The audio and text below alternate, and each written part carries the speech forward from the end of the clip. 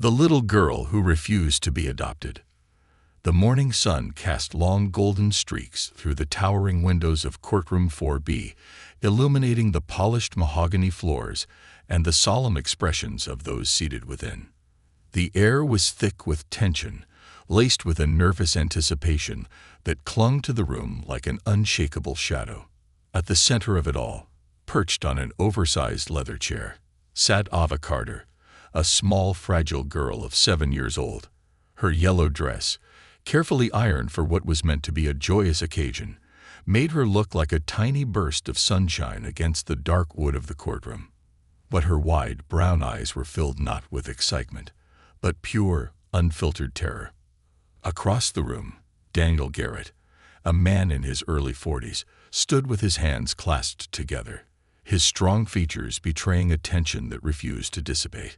His typically steady firefighter's hands fidgeted with the knot of his tie, a stark contrast to the confidence he usually carried when running into burning buildings.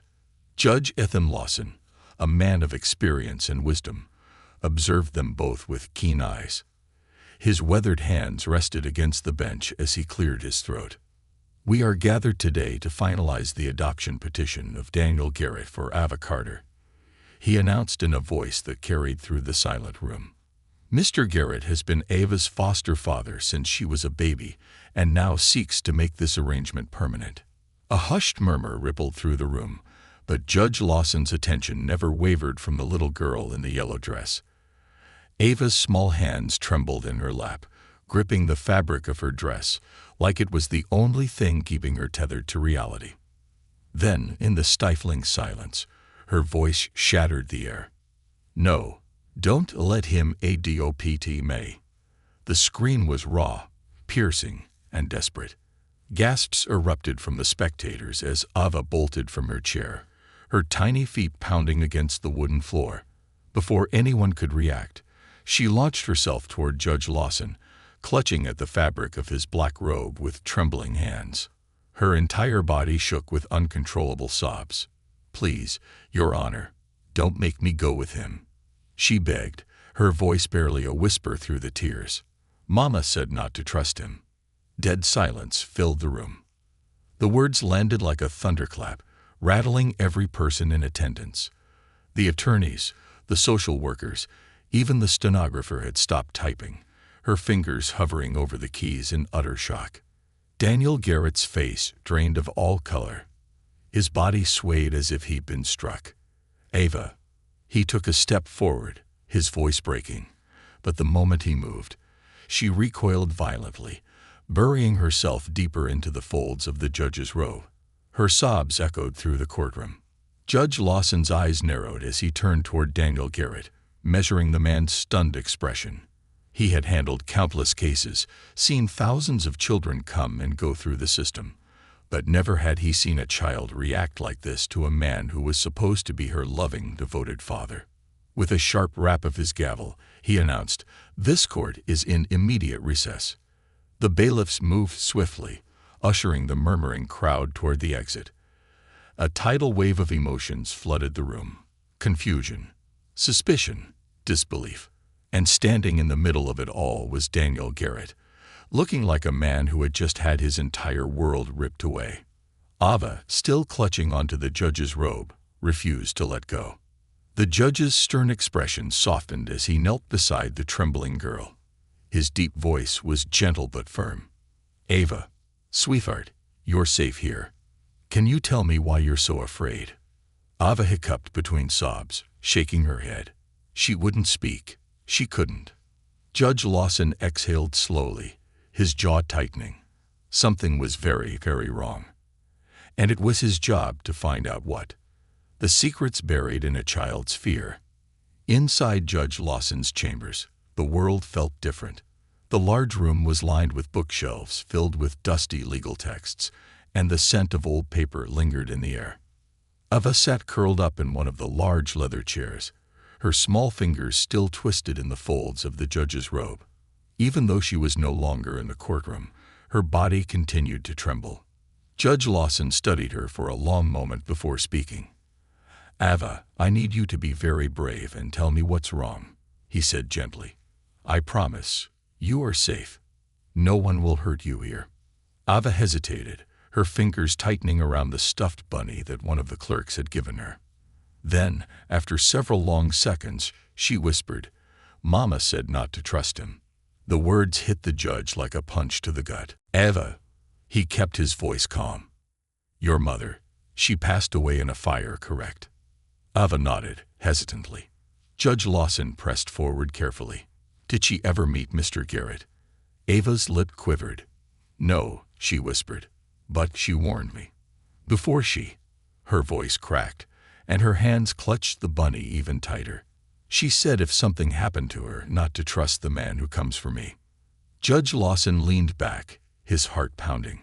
If Maria Carter had never met Daniel Garrett, who was she warning her daughter about? Before he could press further, a sharp knock sounded on his door. His assistant, Linda, peeked her head in. "Your Honor, Daniel Garrett is here. He wants to speak with you." Judge Lawson's jaw tightened. He turned back to Ava, whose small body tensed at the mention of Garrett's name. Her little hands clutched the arms of the chair so tightly her knuckles turned white. "Okay, sweetheart," Judge Lawson said softly. "I'm going to talk to Mr. Garrett. You don't have to see him if you don't want to." Ava didn't move, but she gave a tiny nod. Judge Lawson stood, smoothing his robe, his mind racing. Something wasn't adding up. If Daniel Garrett had never met Maria Carter, why was Ava so afraid of him? And more importantly, what had Maria Carter known before she died? The truth hidden in the flames. Judge Ethan Lawson stood in the dim glow of his desk lamp, his weathered fingers tracing over the words scrawled across Maria Carter's last letter. "If something happens to me, don't let him take her." The words felt like a dagger in his chest. Maria Carter had been afraid. She had been mourning someone. But not Daniel Garrett. That much was clear. The faint scent of old paper and leather-bound books filled his chambers, but even the comfort of familiarity couldn't quell the deep unease settling in his gut. In the chair across from him, Ava Carter sat curled up like a wounded bird, her tiny frame trembling beneath the weight of memories she couldn't yet understand. Her mother's words had stayed with her. Even after death, Maria Carter's warning still lived on in her child's fear. Judge Lawson sighed, rubbing his temple. "All right," he murmured to himself, glancing at the thick manila file labeled Carter, Maria, Fire Incident, sitting in front of him. If Ava was terrified of Daniel Garrett, then he owed it to her to find out why. But first, he had to speak to the man himself. A father's desperation. Daniel Garrett stood rigidly in the hallway, his broad shoulders hunched forward, his firefighter's uniform slightly rumpled from the long day. The exhaustion in his gray-blue eyes wasn't just from the hearing. It was from the pain of watching his daughter turn away from him, of seeing terror where there should have been trust. The bailiff escorted him into the chambers, and Garrett stepped inside, his presence filling the space in an instant. Judge Lawson watched as the firefighter ran a shaking hand through his graying hair, his breath shallow, controlled. "Barely." "Judge," Garrett said, his voice rough like sandpaper, "please, tell me what the hell is going on." Lawson observed him carefully. Years on the bench had taught him to read people. And right now, he saw nothing but genuine pain in Garrett's face. Not guilt. Not fear. But that didn't mean he wasn't missing something. The judge gestured toward the chair. "Have a seat, Mr. Garrett." Garrett hesitated, then sank into the chair, his hands clenched into fists on his knees. "Ava's afraid of you," Lawson said evenly, watching for a reaction. Garrett's jaw tightened. "She's been my daughter for 2 years," he said, his voice thick with emotion. "I've bathed her when she was sick. I've held her through nightmares. I make her pancakes every Sunday.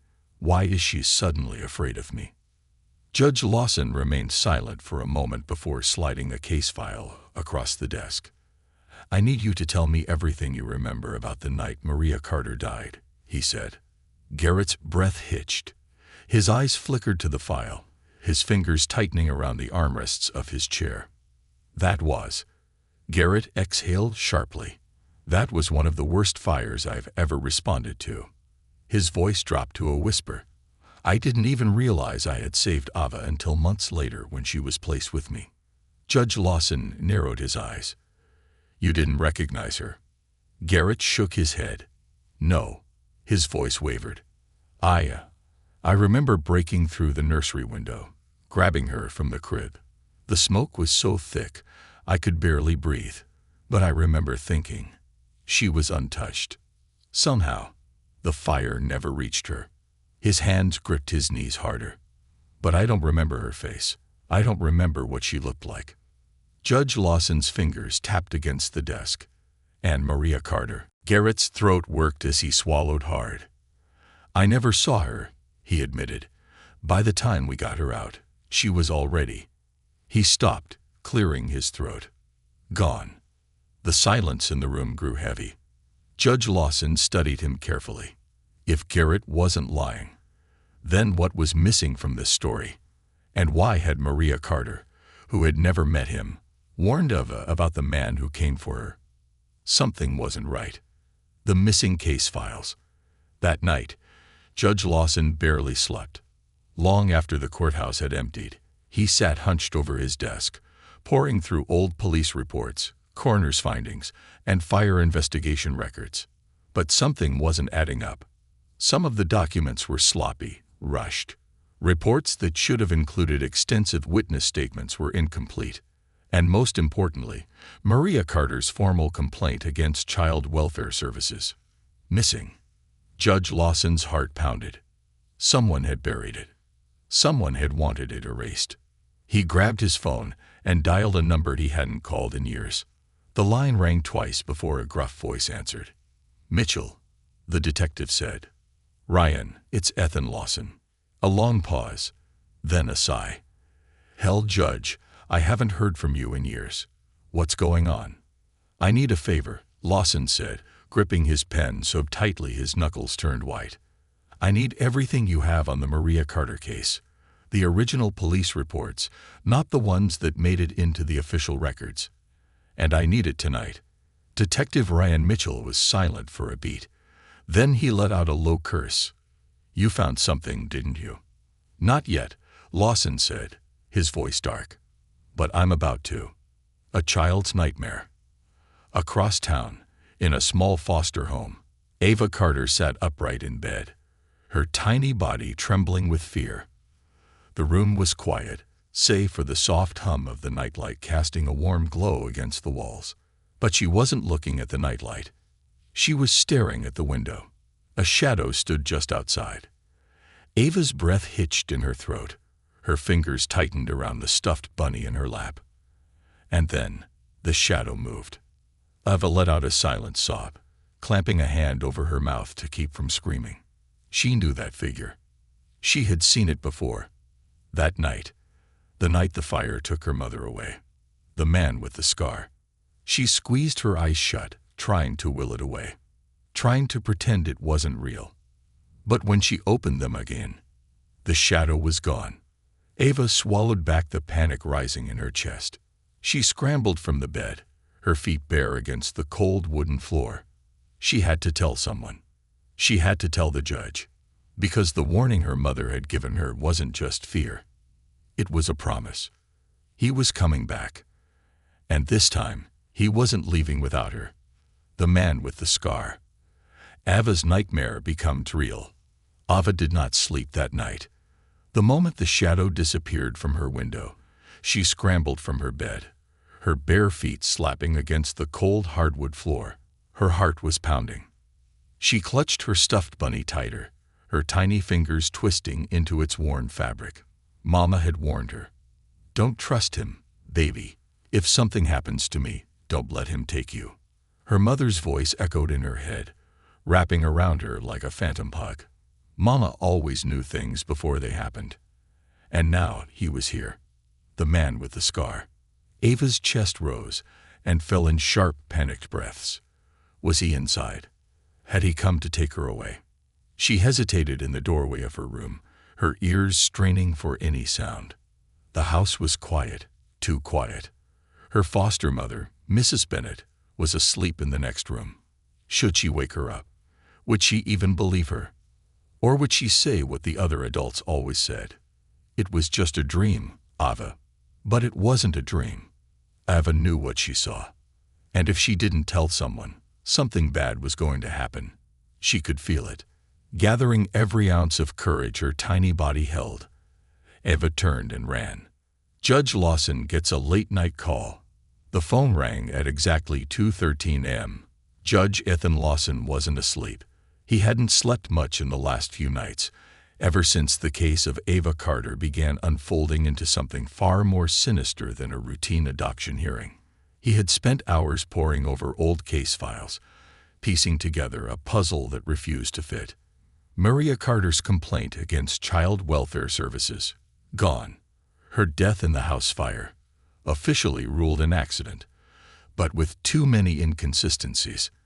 And now, a child too terrified to speak the whole truth. When his phone buzzed on his desk, he snatched it up immediately. Judge Lawson speaking. A frantic voice answered. "Your Honor, it's Mrs. Bennett. You need to come. It's Ava. Something's wrong." The blood in his veins turned cold. "What happened?" he demanded, already reaching for his coat. She ran into my room, screaming that someone was outside her window. She said it was a man with a scar. Judge Lawson froze mid-step. A scar. The same detail Ava had whispered to him just yesterday. The same detail that was in Marcus Dean's police file. And now, he was here. The judge's grip tightened on his phone. "Is she safe?" "Yes, she's with me, but she's shaking so bad, Judge. She won't let go of me. She's terrified." Judge Lawson's heart thundered in his chest. This wasn't paranoia. This wasn't a child's imagination. This was real. "I'm on my way," he said. And then he grabbed his gun. The pieces fall into place. The drive to the foster home was a blur. Judge Lawson's mind raced, piecing together every clue. Ava was terrified of Daniel Garrett, but was it really him she was afraid of? Maria Carter had filed a complaint before her death. Against whom? The missing placement records, the locked door during the fire. And now, a man with a scar, watching from the shadows. This was no coincidence. Someone had wanted Maria Carter dead. Someone had tried to erase the truth. And now, that same someone was coming for Ava. Judge Lawson's fingers clenched around the steering wheel. Not on his watch. He floored the gas pedal. Ava tells the truth. When he arrived at the foster home, Mrs. Bennett was waiting on the porch, clutching a trembling Ava against her chest. "She won't stop crying," she said, rocking the girl gently. "She keeps saying he's going to take her." Judge Lawson knelt in front of Ava, his voice calm but firm.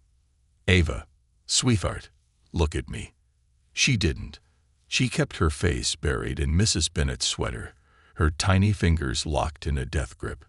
Judge Lawson reached out, gently brushing a strand of hair from her forehead. "No one is going to take you, I promise. But I need you to tell me everything, sweetheart. Who did you see?" Ava hiccuped, her breath shaky. Then she whispered, "He was standing by the tree. He was watching me." Lawson's stomach tightened. "Did you see his face?" Ava nodded. He kept his voice steady. "What did he look like?" Ava hesitated. Then, with her small hand, she reached up and traced a jagged line from her temple down to her jaw. A scar. Lawson's pulse hammered. He had seen that scar before, in Marcus Dean's file. And suddenly, everything became clear. A fire that wasn't an accident.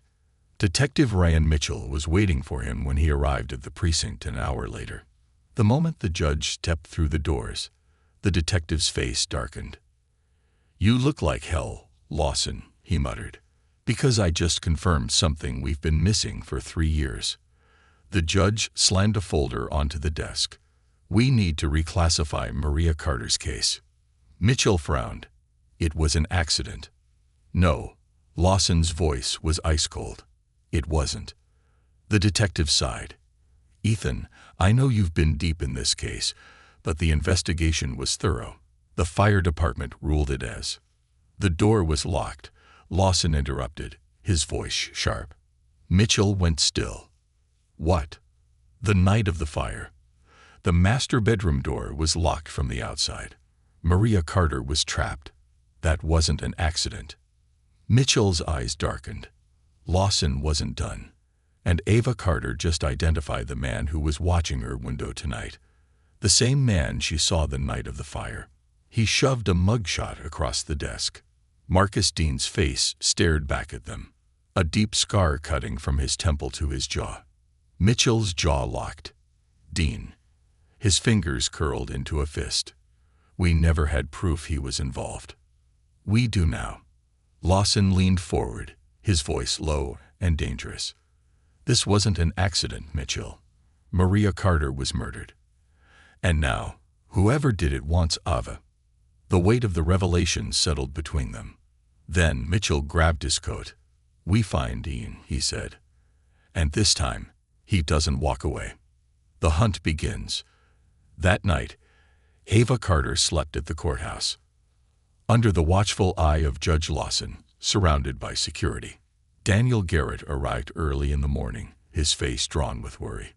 I don't care what it takes, he said, his voice hoarse with emotion.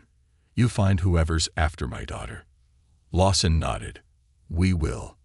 Mitchell burst through the doors, his expression grim. We've got a lead on Dean, he said. Lawson exhaled. Where? Mitchell's jaw tightened. Too close. The judge's stomach dropped. What do you mean, too close? Mitchell's next words sent a chill down his spine. Someone used a stolen ID to request Ava's case file from child welfare. Lawson's breath caught. Mitchell's gaze was hard. They were trying to find out where she was staying. Judge Lawson's heart pounded. He's coming for her. And they had to stop him, before it was too late. The trap is set. The man in the shadows. The night was heavy with tension. Judge Ethan Lawson sat at his desk, the dim glow of his lamp casting deep shadows across the stack of case files in front of him. The pieces were finally coming together. Maria Carter had been murdered. Ava Carter had seen the killer. Marcus Dean, the man with the scar, was hunting her down. And now, they had proof. The security footage from the foster home had come in a few hours ago. It was grainy, taken from a camera mounted on a nearby streetlight. But the image was clear enough. A man had stood in the darkness, just beyond the glow of the porch lights. His face was partially obscured, but one detail was unmistakable. A scar running from his temple to his jaw. Marcus Dean. Judge Lawson clenched his jaw, his fingers tightening around the pen in his hand. This wasn't just an adoption case anymore. This was a matter of life and death. They had to stop Dean before he got to Ava. And there was only one way to do that. They had to set a trap. Ava's safe house. Across town, inside a heavily guarded courthouse room, Ava Carter sat curled up on the couch, clutching her stuffed bunny tightly to her chest. She hadn't spoken much since last night. Not since she had seen him. Daniel Garrett knelt beside her, his face lined with exhaustion and worry. He had barely left her side, unwilling to be more than a few feet away from the little girl who had once been his whole world, and if he had anything to say about it, would be again. Ava's wide brown eyes flickered toward him, hesitant, uncertain. Garrett forced a smile. You okay, sweetheart? Ava didn't answer at first. She just squeezed her bunny tighter, the fabric worn and frayed from years of holding on. Then, in a whisper so small it was barely audible, she said, Are you gonna leave me too? Garrett's heart broke. He swallowed hard, forcing himself to stay calm, to stay steady. I'm not going anywhere, he promised. I'll always be here for you. Ava studied him carefully, searching his face for a lie. She had been hurt before. She had trusted before. And then her mother had died. Now she was afraid to trust anyone. Garrett reached into his jacket pocket and pulled out something small and silver. A locket. He gently placed it in her tiny hands. This was your mom's, he said softly. She gave it to me the day I became your foster dad. Ava stared at it, her lips trembling. Slowly, with shaking fingers, she opened the locket. Inside was a tiny photograph of her mother, smiling, holding baby Ava in her arms. Tears welled in her eyes. "She loved you, Ava," Garrett said, his voice thick with emotion. "And she fought for you. She wanted you to be safe." Ava sniffled, brushing a hand over the picture. And for the first time in weeks, she leaned forward, just a little, and rested her head against Garrett's shoulder. It was the smallest movement, but to him, it meant everything. The setup. Detective Ryan Mitchell stood outside the courthouse, his badge gleaming under the streetlights. Beside him, Judge Lawson crossed his arms. "The moment Dean makes a move, we take him," Mitchell said, checking his firearm. Lawson nodded. "If he comes anywhere near that girl, we bring him down." Garrett walked out onto the steps, his eyes dark with determination. "I want to be there," he said. Mitchell hesitated. "Garrett, I get it, but this is dangerous." "She's my daughter," Garrett snapped, his hands curled into fists. "I need to be the one to protect her." Mitchell studied him for a long moment, then finally gave a nod. "You stay close," he warned. "If things go south, you get Ava out." "Understood." Garrett nodded. They had one chance to stop Marcus Dean, and if they failed, Ava wouldn't be safe anywhere. The trap is sprung. The night was silent. Ava had finally fallen asleep in the safe house, curled up under a thick blanket on the couch. Her stuffed bunny was tucked beneath her arm. Garrett sat in the chair across from her, his eyes locked on the door. He wouldn't sleep, not until this was over. Outside, the air was still. Then, a rustling noise, the softest of sounds. Garrett's body tensed. He reached for his phone, about to alert Mitchell. Cracky. The window shattered. Ava woke up screaming. Garrett leaped to his feet, shielding her as glass rained down. Then, footsteps. Loud, rushing. The door burst open, and a figure lunged inside. Marcus Dean. The scar on his face twisted under the moonlight. His eyes were cold, ruthless, and in his hand, a gun. Garrett shoved Ava behind him. Dean sneered. "Move." "Over my dead body," Garrett growled. Dean cocked the gun. "That can be arranged." The final confrontation. Outside, Mitchell and his team had already heard the gunshot. "Go, go," Mitchell barked, leading his men toward the house. Inside, Dean grabbed Ava by the arm. She screamed, kicking and fighting. Garrett lunged, tackling Dean to the ground. The gun went off, the bullet lodging into the wall. Dean fought like a wild animal, shoving Garrett back and reaching for Ava again. Ava was sobbing. "No," she shrieked. Dean grabbed her wrist, yanking her toward the door. And that's when Garrett saw it. The fire poker beside the fireplace. Without thinking, he grabbed it and swung. Cracky. The iron rod slammed into Dean's side, knocking him off balance. He stumbled, his grip on Ava loosening. Then, the door burst open. Mitchell and his officers stormed in. "Drop it. Hands into the air." Dean tried to run, but it was over. Mitchell tackled him to the ground, slamming his knee into his back. Dean screamed, struggling, but the cuffs clicked shut. Ava was sobbing uncontrollably. Garrett turned to her immediately, dropping to his knees. "Sweetheart, you're safe now." Ava threw herself into his arms, and this time, she held on. The end of a nightmare. The morning sun rose over the courthouse. Judge Lawson sat in his office, staring at the arrest report in front of him. Marcus Dean was in custody. Ava Carter was safe, and for the first time in 3 years, Maria Carter's murder would finally see justice. Garrett entered the room, Ava's small hand wrapped tightly in his.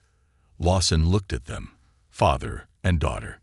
"I have one last order to sign," he said, reaching for his pen. He picked up the final adoption decree and signed it with a firm stroke. Then he looked up at Ava. "You have a father now, sweetheart." Ava smiled through her tears. And for the first time in forever, she wasn't afraid anymore. The trial begins, unraveling the darkest truths. The courtroom is silent. The towering walls of courtroom 4B seem to press inward, holding the thick tension in the air like a dam waiting to burst. The rows of wooden benches were filled with spectators, reporters, and law enforcement officers, all gathered to witness the case that had once been dismissed as an accident, but was now revealed as murder. At the defendant's table sat Marcus Dean. His scared face was impassive, his dark eyes watching everything with cold calculation. Even in handcuffs, there was something about him that reeked of control, as if he still believed he had a way out of this. But not this time. Judge Ethan Lawson sat at the bench, the weight of justice heavy on his shoulders. This was more than just a trial. This was about Maria Carter's last words. This was about Ava Carter's life. And most of all, this was about exposing the system that had tried to bury the truth. Ava takes the stand. Daniel Garrett sat rigidly in his seat, his hand resting protectively on Ava's tiny shoulder. She was only 7 years old. No child should have to relive what she had been through. But she had insisted. "I have to tell the truth," she had whispered to Judge Lawson. "I have to be brave, like Mama." And so there she was, Ava Carter, standing before an entire courtroom, her small frame dwarfed by the large witness stand. Judge Lawson's voice was gentle but firm. "Ava, sweetheart, can you tell us what happened the night of the fire?" The entire room held its breath. Ava's fingers twisted nervously around the silver locket that now hung from her neck, the locket that had once belonged to her mother. Then, in a quiet but clear voice, she spoke. "I woke up because Mama was crying," she whispered. A murmur rippled through the courtroom. Daniel Garrett clenched his jaw. This was the first time Ava had ever mentioned hearing her mother that night. She was yelling on the phone. Ava continued, her voice growing stronger. She kept saying, "I won't do it. You can't make me. I'll go to the police." Lawson's chest tightened. Maria Carter hadn't just filed a complaint before her death. She had been threatened. The prosecutor, District Attorney Meredith Calloway, approached the stand. "Ava, do you remember anything else your mother said?" Ava hesitated. Then, her small hands curled into fists. She said, "Stay away from my daughter." The courtroom was deathly silent. Judge Lawson stole a glance at Marcus Dean, but the man hadn't moved. Then Calloway asked the most important question. "Ava, did you see anyone that night?" The little girl nodded slowly.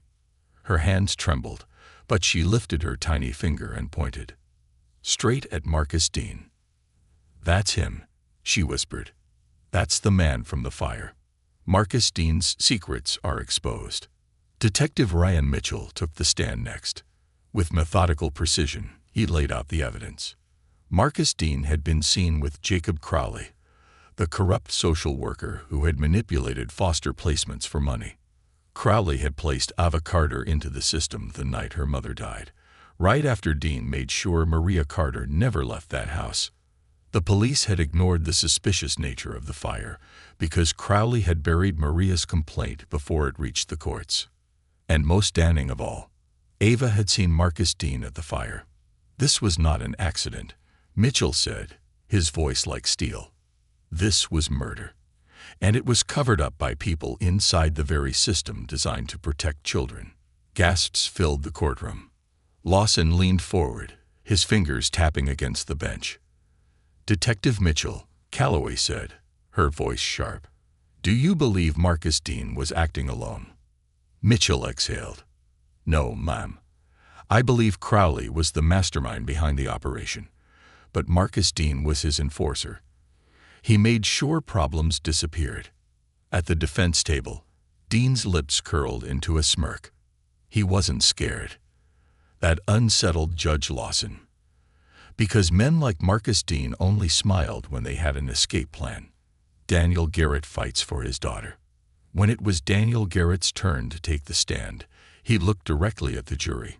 He spoke with the steadiness of a man who had spent his life saving others. "I've been Ava's father for 2 years," he said. "She called me Daddy before she even knew what the word meant." He swallowed hard. "I didn't just want to adopt her. She was already mine. But because of men like him," he pointed at Dean, "she was forced to live in fear. She couldn't even trust the people meant to protect her." He turned to the judge. "I'm asking this court not just for justice for Ava, but for her mother, Maria Carter, because she fought for her daughter when no one else did. And she was killed for it." A heavy silence filled the room. Even the reporters were too stunned to move, because this case wasn't just about Marcus Dean. It was about an entire broken system, and the people who had suffered because of it. Marcus Dean's last card. And then Marcus Dean laughed. A cold, low chuckle that sent a chill through the entire courtroom. Judge Lawson's fingers tightened around his gavel. Dean leaned back, shaking his head. "You people are so predictable." Calloway's eyes narrowed. "Excuse me. You think this is justice?" Dean sneered. "You think this will change anything? There are hundreds of us out there. The system is rotten to the core, sweetheart." He turned his cold gaze on Ava, his lips curling into something almost inhuman. "She was never supposed to make it out of that house." Gasps erupted. Ava buried her face in Garrett's chest, shaking. That was it. That was the confession.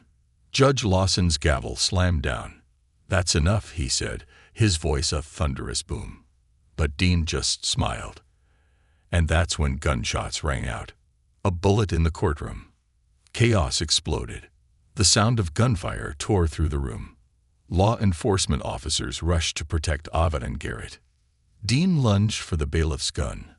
But before he could reach it, Mitchell tackled him to the ground, slamming his head against the wooden floor. More gunshots. One of the bullets nicked Judge Lawson's robe, barely missing his shoulder. Mitchell's gun was already out. Bang! A single shot.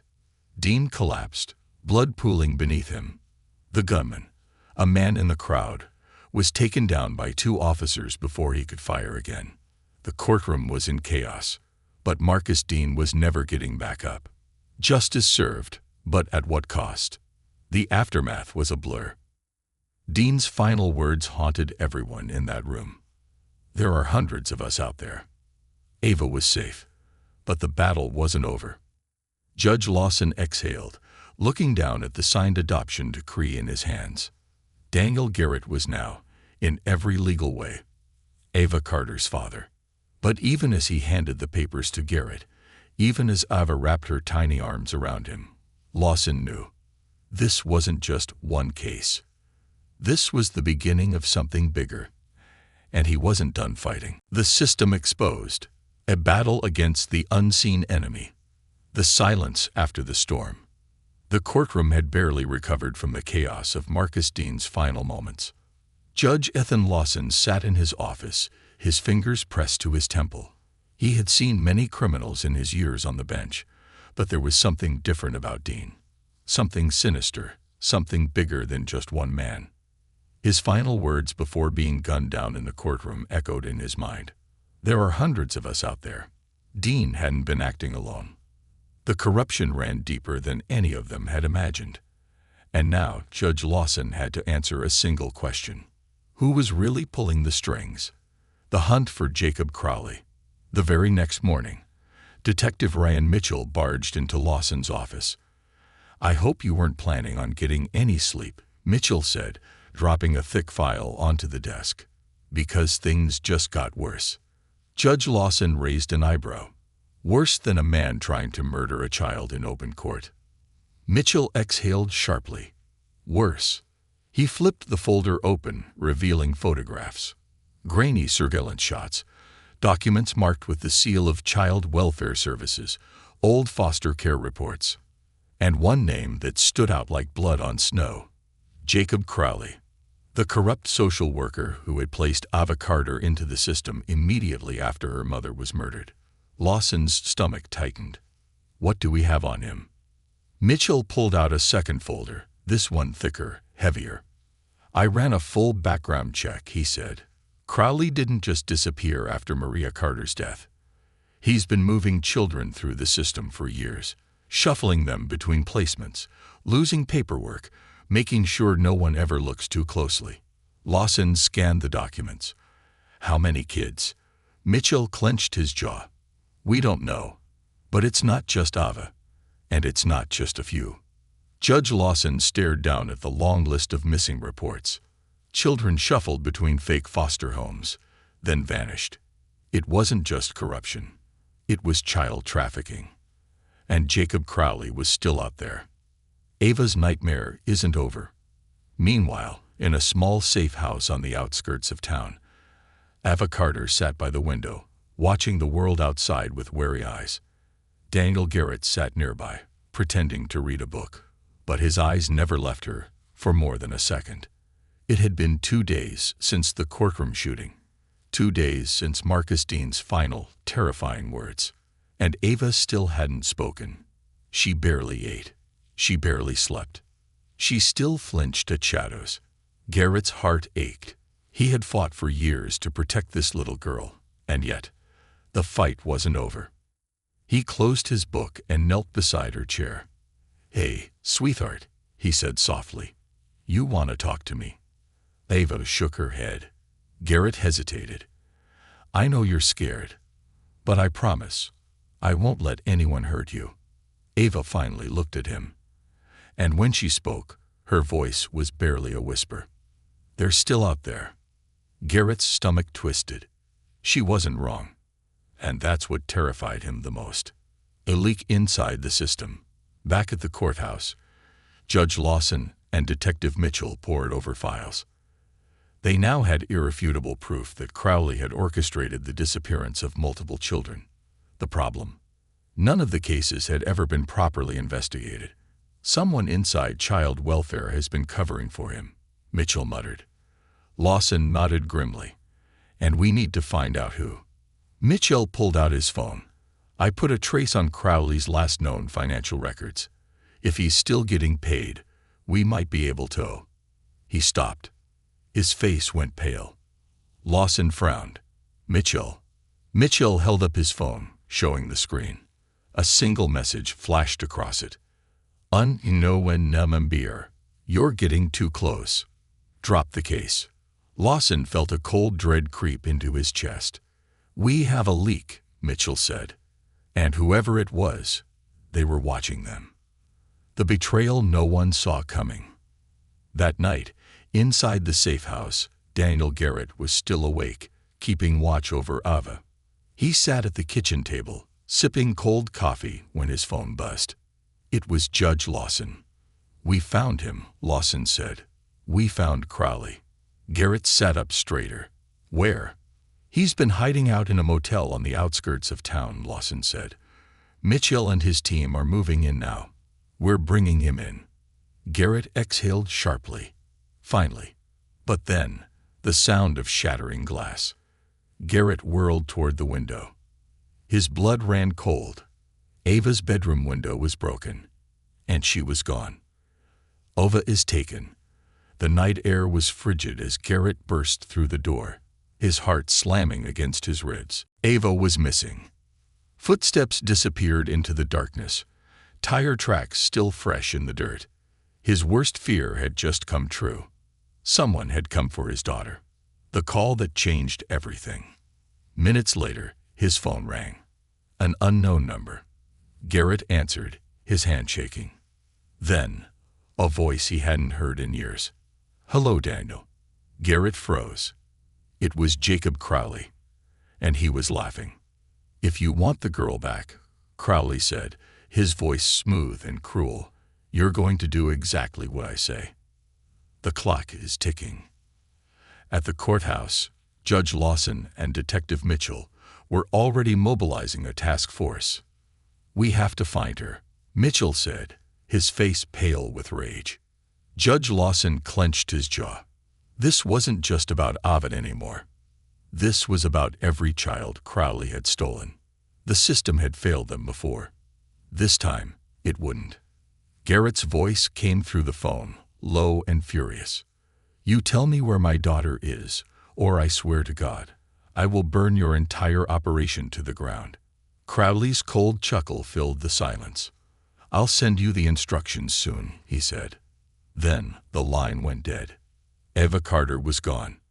And now, they had to get her back, before it was too late. The final rescue. A father's last stand. Ava is running out of time. The air inside the safe house was thick with fear. Detective Ryan Mitchell was barking orders, his phone clutched in a white-knuckled grip. Judge Ethan Lawson stood stiffly by the desk, his expression grim as he read through the last known files on Jacob Crowley and Daniel Garrett. He was ready to tear the world apart. His daughter, Ava Carter, his baby girl, had been taken. By the man who had orchestrated Maria Carter's murder. By the man who had manipulated the foster care system. By the man who should have been locked up years ago. Now, Ava was out there, alone, scared, and in danger. And Daniel Garrett had nothing left to lose. The call that set everything in motion. The burner phone in Garrett's hands buzzed sharply.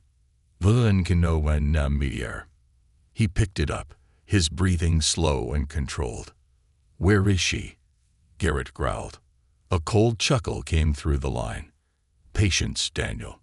Crowley's voice was as smooth as oil, his arrogance dripping through every word. "You always were too emotional." Garrett's fingers tightened around the phone. "If you touch her..." "Relax." Crowley sighed. "She's fine. For now." Garrett closed his eyes for half a second, forcing down the panic. "Focus. What do you want?" There was a pause. Then, "A trade," Crowley said. Lawson and Mitchell immediately locked eyes. Garrett's jaw clenched. "What kind of trade?" Crowley's voice turned deadly. "Me. For her. The choice that could cost everything." The room went silent. Detective Mitchell was already shaking his head. "No way in hell." Judge Lawson's fingers tapped against the desk, calculating, strategizing. But Garrett, he was already making his decision. "If I go," he said, his voice steel, "you let her go." Another dark chuckle from Crowley. "That's the deal." "Where?" Garrett snapped. "An abandoned warehouse," Crowley said smoothly. "Edge of town. Midnight." Then a pause. "Oh, and Daniel." Crowley's voice turned mocking. "Come alone." Click. The line went dead. The plan to break the rules. Before anyone could speak, Garrett grabbed his jacket and headed for the door. Mitchell blocked his path instantly. "Are you out of your damn mind?" Garrett's eyes burned with rage. "She's my daughter. You're walking into a trap." Mitchell's voice was sharp, firm, dead serious. "I don't care." Lawson stood up. "You should." Garrett spun around. "Then tell me what you'd do differently." The judge's eyes darkened. "You go in, but you don't go in alone." The warehouse, a father's last stand.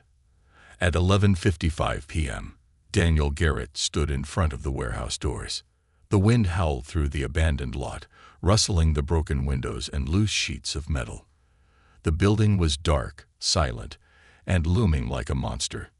He was alone, or so they thought.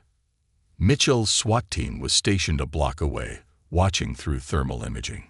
Judge Lawson had every officer in the city on high alert, and inside his pocket, Garrett had a hidden wire. The plan was simple. Find Ava, get her out, take Crowley down. But no one expected what happened next. Face to face with the devil. Inside the warehouse, the air was stale and cold. Garrett moved forward, every step echoing in the vast, empty space. Then, a single flickering light bulb illuminated a figure standing in the center of the room. Jacob Crowley. And beside him, Eva. Her tiny hands were tied in front of her, her face pale, her eyes wide with terror.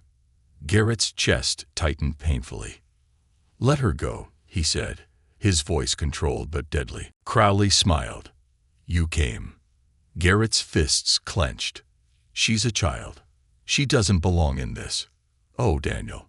Crowley sighed, shaking his head. You still don't get it, do you? He gestured to the dark corners of the warehouse. This isn't just about one child. This is an entire industry. Garrett's blood ran cold. Crowley's grin widened. Do you know how much one little girl is worth to the right people? Garrett lunged forward. Bang! A gunshot rang out. Garrett froze. The bullet had missed, but it was a warning. Try that again, Crowley said, lifting his pistol. And the next one won't. The signal. In his earpiece, Garrett heard Mitchell's voice. We have eyes on Ava. That was the cue. Garrett's hand slowly lifted in surrender. You want me? His voice was calm, despite the fury burning inside him. Fine. Take me. Let her go. Crowley tilted his head. And then he nodded. Ava was released. Garrett's heart clenched as she ran toward him. But just as she reached his arms, Crowley moved. And that's when Garrett saw it. The second gun. The shot that ended it all. The moment Crowley raised his hidden pistol, Garrett reacted on instinct. He spun Ava behind him, shielding her with his own body. Bang! A single gunshot. Garrett braced for the pain. But it never came. Instead, Crowley collapsed to the floor, a bullet between his eyes. The entire warehouse erupted into chaos. SWAT officers flooded the room, their guns drawn. Detective Mitchell rushed forward, grabbing Garrett's shoulder. Are you hit? Garrett exhaled. No. He turned. Ava was safe. And Crowley was dead. The end of the nightmare. Hours later, Ava Carter slept peacefully in Daniel Garrett's arms. Judge Lawson sat across from them, his face lined with exhaustion but filled with relief. Mitchell placed a file on the table. We dug into Crowley's operations. His expression was dark. It was worse than we thought. Garrett's grip on Ava tightened. How bad? Mitchell sighed. We found evidence of at least 30 other children who were trafficked under his orders. Some were recovered. Some, he hesitated. Some are still missing. A heavy silence settled over them. Crowley was dead. But the fight wasn't over. Judge Lawson looked at Garrett. You ready to go to war? Garrett looked down at Ava, his daughter, his entire world. And then he nodded. Let's burn them all down.